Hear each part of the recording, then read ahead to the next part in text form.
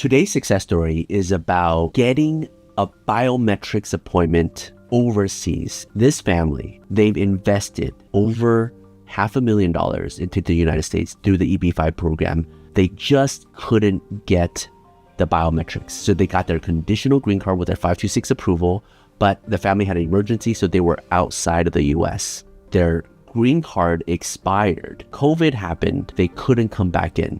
They filed for the I-829 to get the 10-year green card, and the USCIS issues them a biometrics appointment. They were stuck in a catch-22.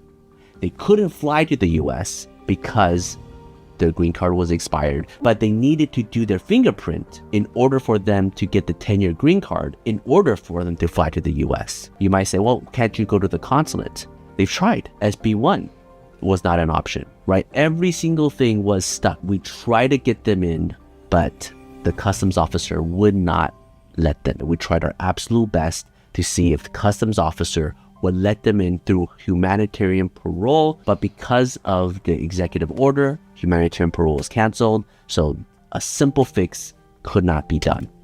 We didn't give up. We went to Santa Ana field office and we begged the officer, can you please grant the 551 stamp on their passport, because they already mailed the passport to us, right? We contacted USCIS, we got the info pass, and we had the clients mail their entire family's passport to our office. We brought it down to the field office with a 551 stamp, said, can you please stamp it?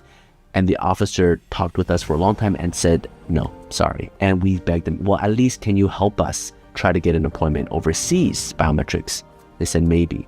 So same day, we got the rejection. We overseed the passport back to the client, and we contacted a field office overseas, a USCIS biometrics appointment office overseas, to see if they can do it. We corresponded a few times, and ultimately they said no. Again, we hit another dead end. CBP gave us a dead end. Santa Ana emergency 501 stamp gave us a dead end. USCIS office overseas gave us a dead end.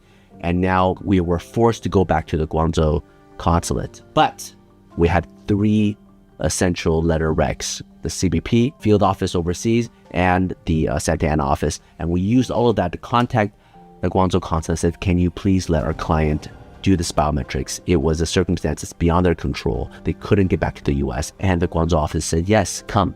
The client flew there, got the biometrics, the I-829 processing at USCIS reopened, and the green card is going to be adjudicated, processed, and the entire family can finally get their 10-year green card after 10 years of investment and after being stuck abroad for so long.